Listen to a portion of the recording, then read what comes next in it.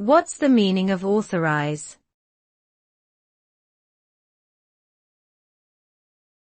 Authorize.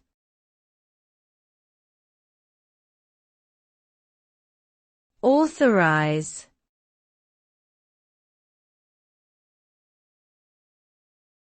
Authorize.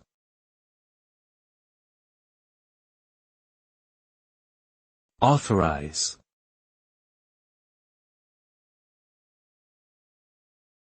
The word authorize means to give official permission or approval for something.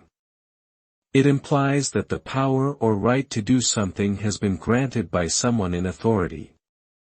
Authorizing someone or something involves a formal process in which a person or organization is given the legal authority to perform a specific action or function.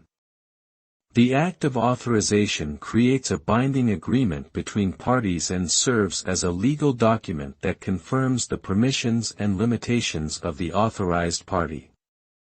Overall, authorization grants official permission for a particular activity or transaction to occur.